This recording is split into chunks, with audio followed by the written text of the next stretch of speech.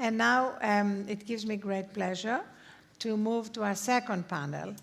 The topic title is How do organizations and societies that follow the quality of life look like? That is, and what is at stake for those who are left behind? So let me invite Lionel Zinsu to come up to the stage. Hi, Lionel. Lionel is CEO of PayAI Partners, a French private equity firm. In the past, he worked as an economist for the United Nations Development Program and also as special advisor to the President of Benin in Africa, where he has roots. And I could see him throughout the panel nodding, so he must be in agreement with what has been said before. Please welcome Lionel.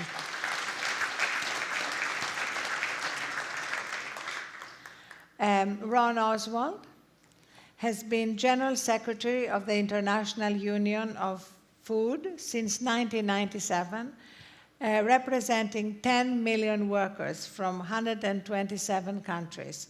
He has been a union member since he worked as a baggage handler at Heathrow Airport in 1969. That's when they were good. Under his stewardship, the IUF has been recognized by several global companies, including Sodexo. Please welcome Ron.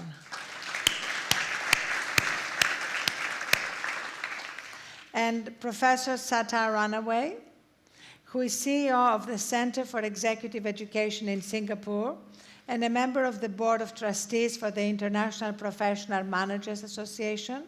He has more than 30 years of international business management experience, including executive coaching, group facilitation, how am I doing? Okay. And leadership development. Please welcome Ron.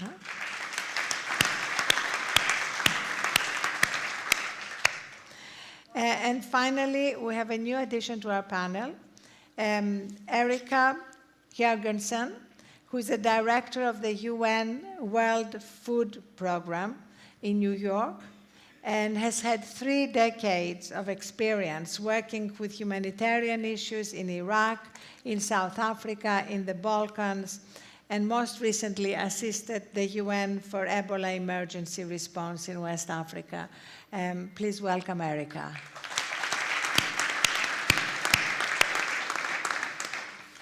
Thank you all very much for being here. Lionel, let me start with you, because as a private equity investor with a very atypical approach, you have a lot to teach us about how all these issues figure into the cost and financial equation, which is so often used as the excuse for not implementing them. Yes, you are right. It's an excuse which is not acceptable anymore by our clients. As a private equity company, we have to deploy money which is not our money. We borrow this money for 10 years, 12 years. Then we grow companies, we buy companies, we resell companies, but it is not our money, it's not our capital. So we have to report to somebody. And who is this somebody? This somebody is made of the clients of life insurance companies. Those clients, they have now very precise demands in terms of what they want to be achieved with their capital. They are pensioners of major pension funds across the world, not only state pension funds in the USA, but for instance, African pension funds. It's not that well known that you have $500 billion today in African pension funds. Clearly, an African pensioner of South Africa, for instance, Kenya and so on, has very precise wills, values, and demands for what we make with their money. Same for sovereign funds. At the end, our final end client is a citizen in a country where a sovereign fund is asking us to deploy their money. And post-crisis, it has become very, very precise that profitability without sustainability or profitability without responsibility was not an option. So the previous behaviors of deploying money to reach a profit, whatever the consequences on industrial relations, environment, quality of governance, this was over. This has just vanished with the crisis. So in the last 5-6 years, we had, I think, a real progress, which is obvious through some UN initiatives, for instance, the principles of responsible investments, but that is a charter you sign. It's not exactly a regulation, it's an international initiative. We are not regulated for really implementing responsible policies. Our regulations, the set of regulations is not about that. What is regulating our industry today is the end client. It is the one who is prepared to give us $100 through a life insurance company to make something decent with this money. And we are regulated by the clients. And we have raised recently across the world one of the large funds in Europe, sort of $4 billion. We would have probably get 1/3 of that if we had not been in a position to say we have implemented as much as we could, but we can document it, policies for private equity investment to be responsible. And here are the attempts, the trials, I mean, we are modest, but we can say, we can document our efforts. This is totally new, I think, in our industry, but it's an important change. And private equity is not very popular and absolutely not known for what I'm just explaining. If it had been the case, I think that Mitt Romney would be the president of the United States, but it has not happened. Strangely enough, in developing countries or emerging countries, private equity is far more popular because we bring a few things which are also important for quality of life, which is professionalism, which is capital, which is the need of capital, which is immense for emerging and developing countries. Because the discussion we have here is quite typical of rich countries. But personally, as an African, my question is not yet necessarily in Benin, for everything I do as a citizen, what will be the quality of life? Because we have spoken of things which are, how do you improve the quality of life of the happiest people in the world? And they could be even happier. We have a problem to protect life against death in many countries of Africa. And I admire a lot what has been done by the UN system in West Africa to try and master the Ebola crisis. We have first to protect life against death. And yes, improve, but to improve the quality of life of the bottom billion, the bottom billion, the ones who are excluded. And remember, in my continent, we have sort of 400 million people below the level of extreme poverty, which for quality of life is not an excellent position to be in. 400 million. It's less than the 600 million which are beyond, which is the very good news, and we can enter in quality of life problematics. But 400 million, it's more, the number of very, very poor, it's more than the total population of Africa in the 60s when we became independent, when the total population of Africa was 300 million. So we have more poor than total population 50 years ago. Is it a huge success for protection of life against death? I'm not sure. And in the corporate world, we have to make an immense effort to finance a faster development, taking into account the fact that we have first to protect life and then to improve life. But as we are not the happiest today, and not the richest, as you have noticed, we are the most optimistic. because we think it's difficult to live a worse life, so it will be better tomorrow. And if we can contribute to that as corporate leaders, it's absolutely essential. Entering in problematics such that we can come next year in this conference saying, we share the problem of the richest countries. Thank you so much, Lionel.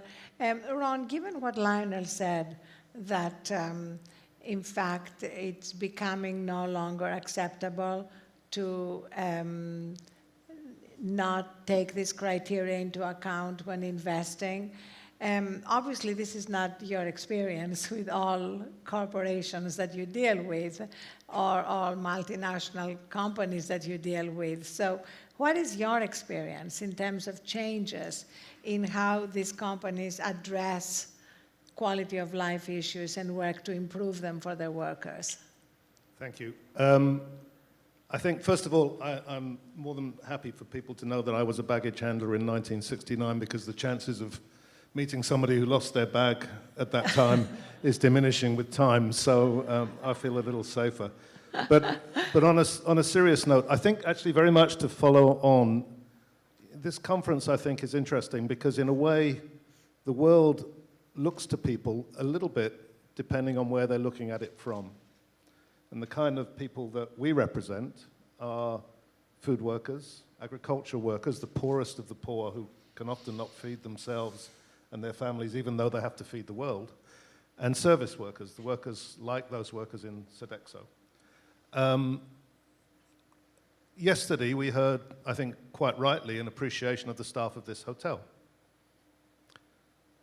You know, people in this hotel are unionized, and as a result of their being a member of a New York union, they're a member of the IUF. They earn over $28 an hour, which accumulates to something between $61,000 and $71,000 a year. The minimum wage in New York is $8.75, which accumulates to about $18,000 a year. So if you're talking to our members about quality of life issues, I suspect you'll have a different conversation with those workers who are getting up to a decent income and those who are trying to survive on $18,000 a year. They're actually doing it mainly by working at least 2 or 3 jobs. I remember a cartoon during Clinton's administration where he was speaking in a venue very much like this, saying that his administration had created 3 million new jobs. And the person who was pouring water working at that hotel said to his friend, and I have 3 of them. That is the reality for people on minimum wage in one of the richest cities in the world. So I think we have to be careful about quality of life discussions, very much like we would have to be in Africa. But for those workers who are on minimum wage, really they're about surviving. You know, quality of life isn't yet on their agenda. And I think that's a challenge in a country that's as wealthy as this, but it's a challenge in many countries. But it's not just the difference in income that determines their view on quality of life issues. You know, the truth is, and this may not be comfortable for everybody here, the truth is there is also a rights difference there. The workers at this hotel have been able to exercise one of their human rights. You know, the Universal Declaration of Human Rights, people may be surprised to know, contains an Article 23, which says you can join a union. So they've exercised their rights. People on minimum wage cannot. They don't have access to those rights. So there is a rights deficit, and I think the challenge to companies in general is, do they want to be party to that rights deficit, or do they want to overcome that rights deficit? And some of the inequalities are even worse. A company that I won't name because we're not in the name and shame period of this, with this company, we're talking to them. Why not? Because we're talking to them, and I think it's fair that we give them a chance to do something right. On behalf of some workers in India. This is not so uncommon, but we figured out that the workers we were representing in India, in order to earn the income of the CEO, and I'm sorry, would have to work for 14,400 years. So an even more extreme form of inequality. For those Indian workers, a quality of life discussion makes little sense at this point. They're trying to survive. So what can a company like Sodexo, with, frankly, moving up towards 500,000 workers, 419,000, I think, at present, employees, a huge potential with a huge footprint. What can they do? Well, all companies today say that they recognize their workers have rights. But you know, I always smile at that statement, because my question to them is immediately this: as opposed to what? That they don't? That's not a discussion. They have rights. The question is, how do they access those rights? And I think too many obstructions are placed before workers who want to have a better life, want to fight their way to better incomes. Too many obstructions are put in front of them, and too many of them may have those rights, but their access to them are denied through a whole range of different forces. Sodexo, I have to say, has taken a different path. And 4 years ago with us, they signed an agreement which didn't simply acknowledge that Sodexo workers have rights. That's somewhat arrogant, actually, because the Universal Declaration of Human Rights is not something companies decide to take on board or not. The word universal is actually quite important. They signed an agreement with us that Sodexo workers would have mechanisms to access rights. And I would say to other companies, and we do this with some other companies, that the way forward is not to have us have to drag you kicking and screaming, naming and shaming, but actually sit down and think about what in your company gets in the way of people accessing their rights, and what you can do, as Sodexo has done under Michelle's leadership, what you can do to build mechanisms that at the very least deals with the inequity of rights. It won't solve the income problems, but it will deal with the inequity of rights, and it will deal with it quite straightforwardly. So in our sector, a number of major companies are now doing that with us, and that's a very positive sign. Thank you. So, Ron, I would love to actually consider that it's not either or. That you raised an incredibly important issue, which is that for many people, millions of people around the world, the discussion we've been having so far may be considered a luxury because their lives are about survival.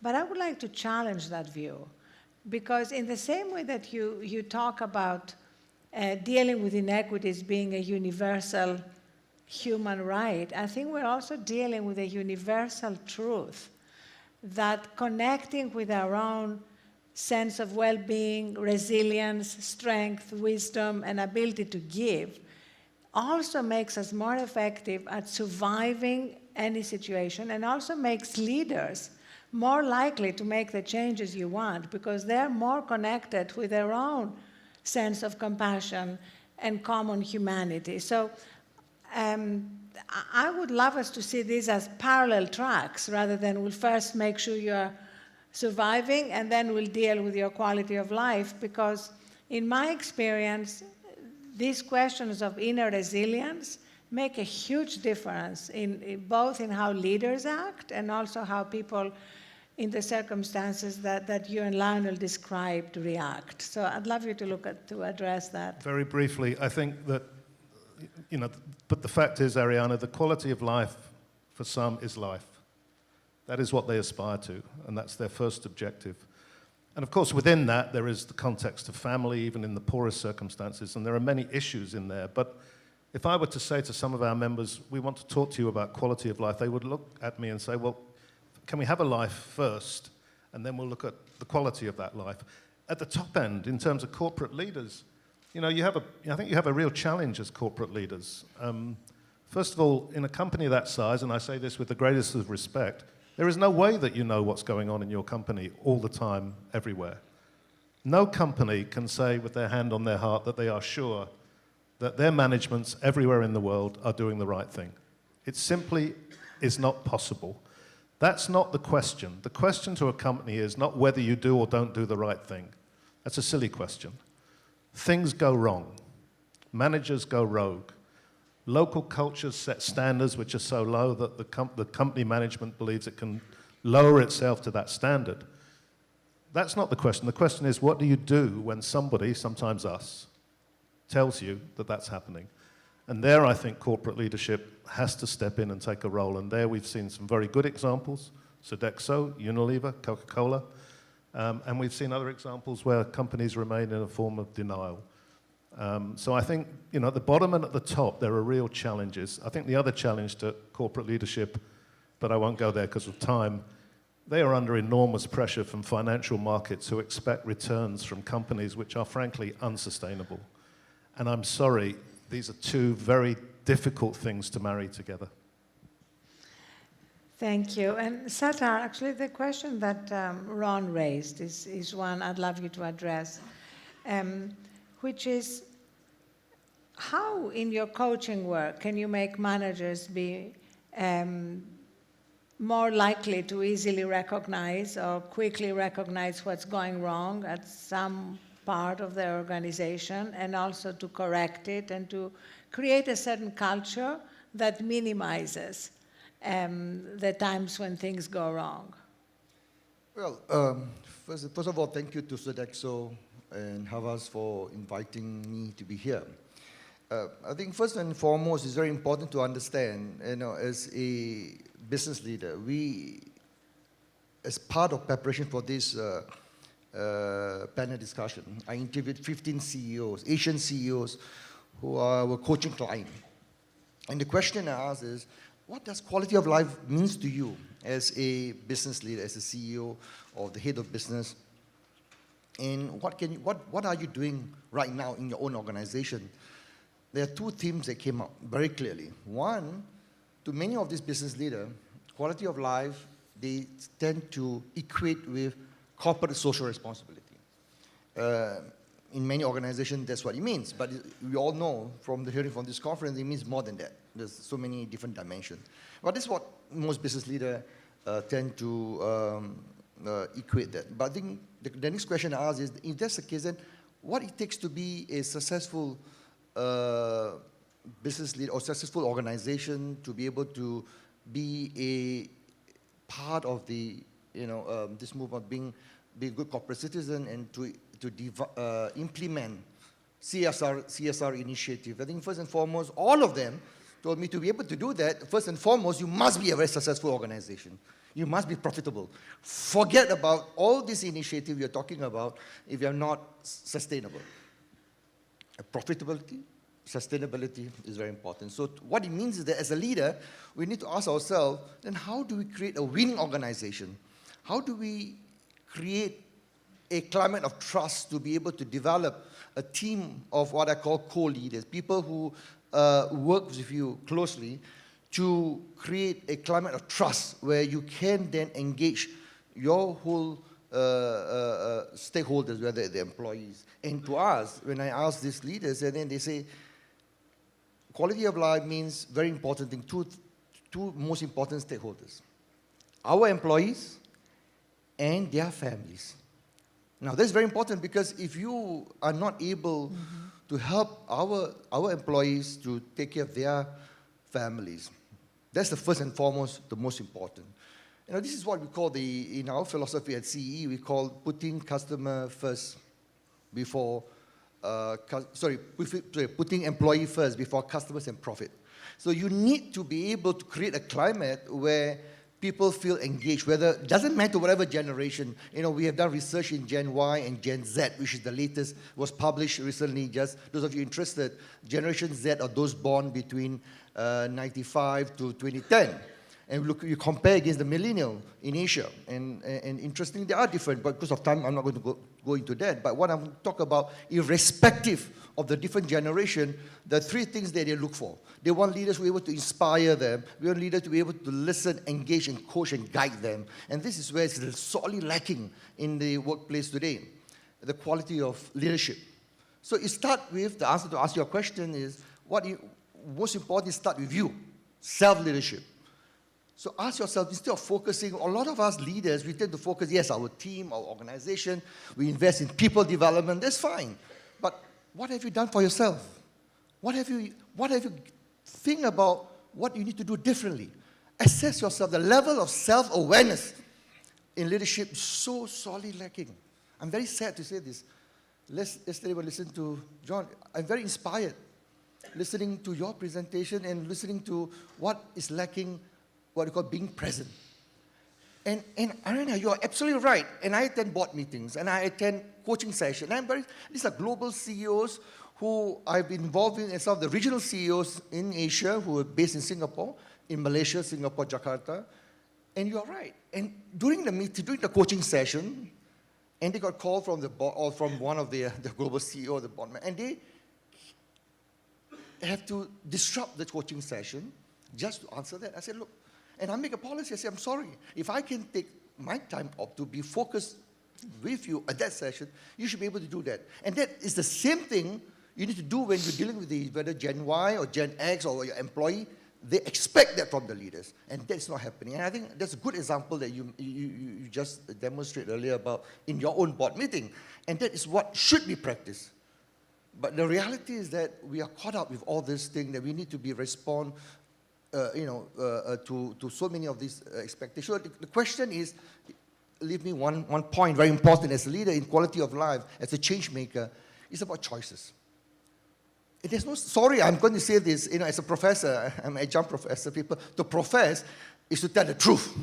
You don't like what I'm going to say, I'm going to tell you the reality. There's no such thing as work-life balance, so I'm sorry. Sorry, the reality is that you have to make tough choices. And when you are with your family, you are with your family. Focus with your family. I mean, there are times you have to work beyond working hours. You have to work 18, 24 hours for a project where you know you need to get it done. And you have to focus on that. You have to do it simply because that's what it takes to get it done, to be successful. Because, of course, you can get the right people in place, putting the right people in the right job. As Jim Collins talked about, getting the right people on the bus, getting the right people in the right seat, and getting the wrong people off the bus. This is the biggest problem today in organizations because of leaders' inability to get people outside or get them off or to get them out of the organization. Especially leaders who do not know how to use a different style of leadership, the different style which you're required to use. Now, I don't think there's no such thing as you don't use command and control. Yesterday I was listening to some speaker, no, the Gen Y, you need to be more encouraging, more affiliative, more gentle. Rubbish. You need to use all style because there are circumstances. I deal with Gen Y every day. I'm talking to my consultant, my team. And you need to use different style of leadership when the situation warrants it. And sometimes I need to be very tough in my message where I think that it warrants it. And sometimes I need to be, 90% of the time, I need to be more engaging, more coaching, and to get them to be inspired, motivated, and they want to do it not because they have to do it, they want to do it because they believe in you. When they believe in you, and because you lead with passion and purpose, that's where they will do it for you, irrespective of whatever it takes. Whether they have to work 18 hours, 24 hours, they will be there for you. That's very important. Thank you. Sattar also coaches speaking. So if anybody here wants to take it, but you have to have his accent to be even more effective. I'm so glad we have so many people with accents on this panel. I don't feel alone anymore.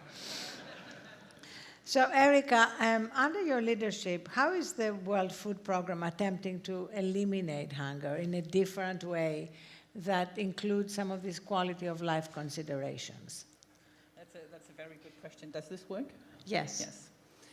Yes. Seen from my chair and working with the ultra-poor people of the world, it's quality of life is a whole different perspective. If you're a person who lives on $1 a day or even less, and you have to feed your family, most of your time you will spend finding food for your family. Most of that dollar you will spend buying food or getting food for that family. So quality of life is as you also said, Ron, it's a different kind of thing. So how do we do it? There are, I think, 805 million ultra-poor on this globe who live under those circumstances. So under no circumstances, an agency like the World Food Programme can do that by ourselves. We rely heavily on partners. But back to the people we serve. There are two factors here. One is that we can't do it alone. We need to have the institutions, the organizations, the governments, everybody have to join hands, the corporate business, etc. But one of the main instruments here are the people we serve themselves, the poor people. I think that what I've seen in all the years I've worked in the field is that if you engage those people, all these millions of people, the hundreds of millions of people, each have a name. They're not just a big group in a refugee camp or as you see under the rubbles in Nepal at the moment. Everyone has a face, a name, vision, wishes for how they want to live, what they want to do with their lives. So we need to engage them. And we need to not patronize, but we need to understand how they can change their lives themselves and how we can spend the funds that we have in a way which gives a more long distance and a better future. Of course, we're talking about different stages. If you take Nepal, which is very acute at the moment, we talk life-saving. People have to get safe, they have to get out of the rubble, they have to get clean water, they have to get food and shelter. But after that, we also need to start thinking the rehabilitation. How do we get them back to normal? And this is where they come in, and this is where our partners come in. Let me mention some example where we have used private corporate business. 5 years ago, WFP started thinking about how we procure food. I think last year, just to give you a sense of the magnitude, we bought 2.2 million tons of food global. That's a lot of food. And we started thinking, and we were transporting all this food and storing this food and distributing this food. Then we started thinking about we need to buy this food closer to where our beneficiaries are, to the people we serve, where they are living. And 5 years later now, with the help of private corporate business and the expertise that they have and can give us, we have procured about 140, or we have spent 140 million US dollars in procuring from local smallholder farmers so that we can strengthen their communities and make them more resilient. So my whole point here is that whenever we can, as a humanitarian agency like the World Food Programme, whenever we can, apart from doing all the life-saving stuff, but spend our energy on projects which can help people help themselves. I refuse to use the fishing rod example and not give them fish, give them a fishing rod. Yeah. On the farmers, we've trained more than, I think, 500,000 farmers, of which 200,000 are women farmers, in forming cooperatives in good quality production, and then we have guaranteed a price for them so that we actually buy from them and distribute from them. That helps save lives. That gives them quality of life as well and gives them an ability to get out of the cycle of poverty. We also work with private corporate business, and we have to on several levels. Some we work on using their technology, using their expertise in developing new and more smart food products. It takes a lot to transport millions of tons of foods across the oceans. It takes a lot of energy and fuel and etc. to get it to the high Himalayas, for instance. So what we've done is start producing nutritious food, which we put in small package that we develop them with private corporate business who have the technical expertise and research institutes, and we produce them locally so that we also create work for poor people. And then a packet like this would cost, I think, 30 cents or 25 cents, and it can feed a kid a day and give the calories and the nutrients that a kid needs. So just to say that we can do things in smarter ways, we can involve the poor people in the countries where we work in actually getting in the driver's seats of their own lives. And I think that that's encouraging. Thank you so much. You know, unfortunately, we have to finish by noon. Is that can I have another 5 minutes? Great. So if we can go to you then and see who has any questions. And again, tell us your name and what you do before you ask the question. Yes.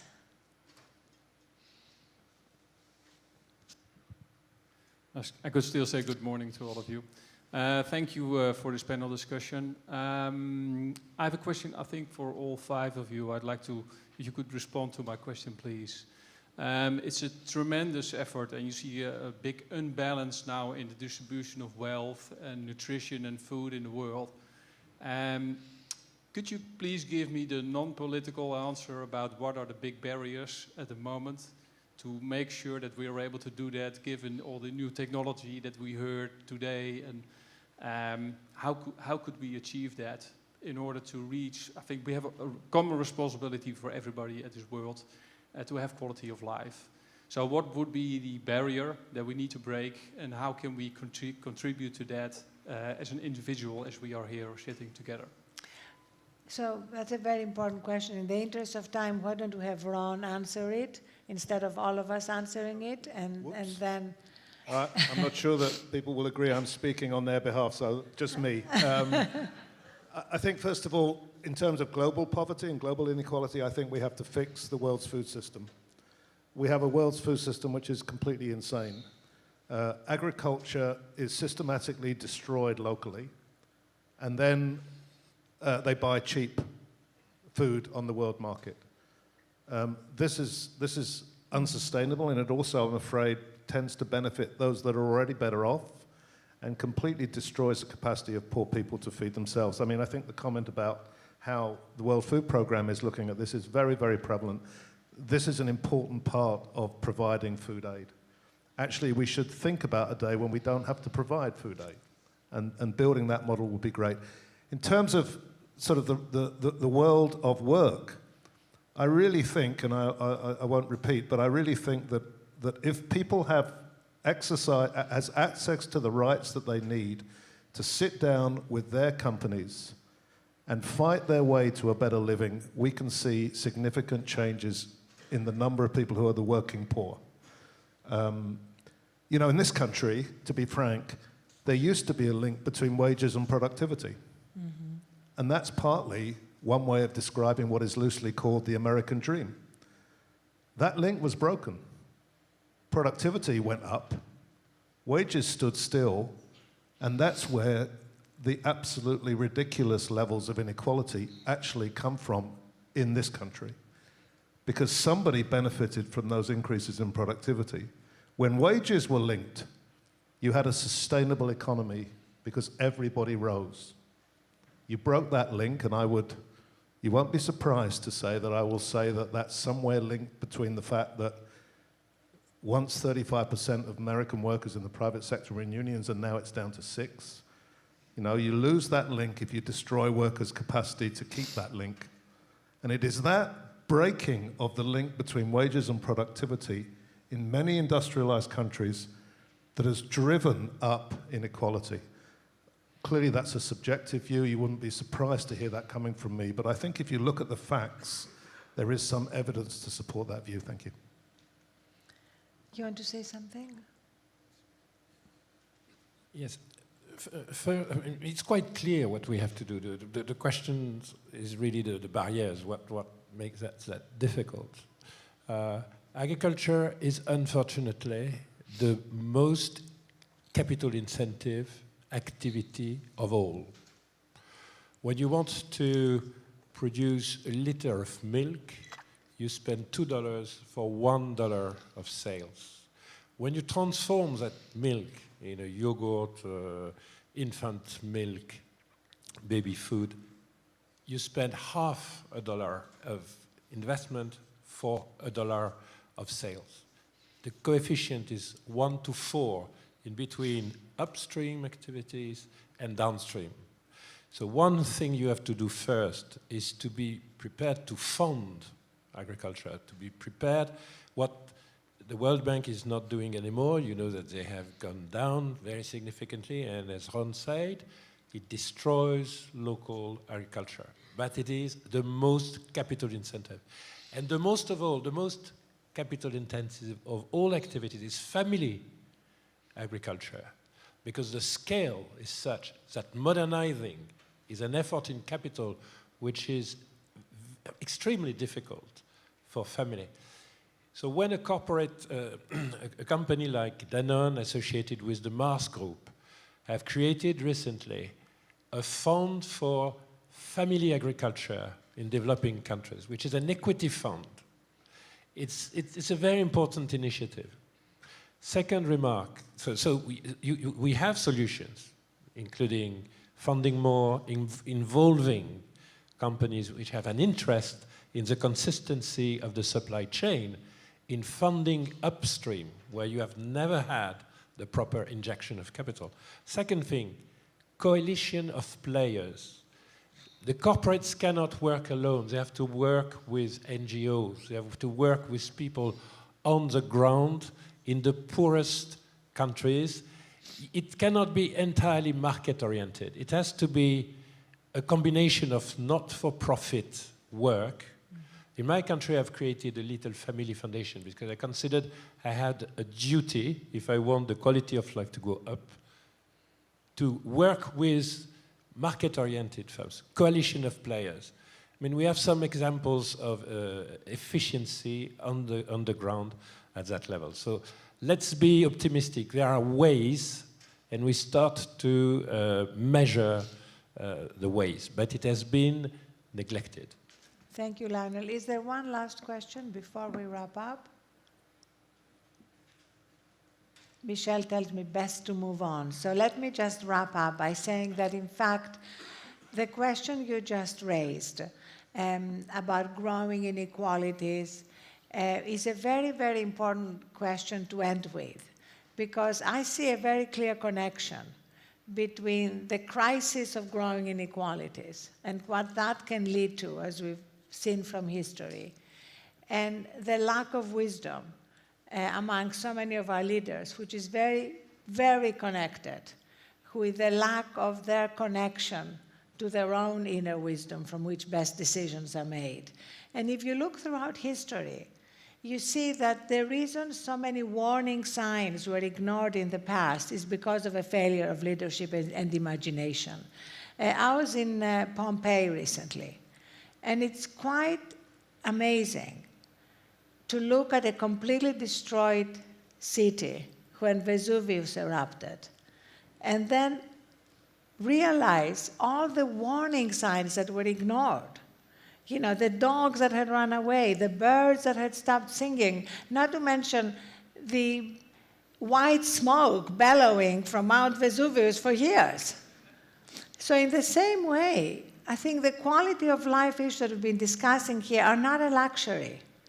If we don't address them, we are at the same time endangering our very survival, because we're being led by leaders in politics, in business, in media, who are very smart, with very high IQs, making terrible decisions because they are not addressing their own quality of life issues, and as a result, ignoring the quality of lives of those who work with them. So thank you so much, Sodexo and Havas, for bringing us together and bringing such incredible panelists together to address a really, really important issue. Thank you.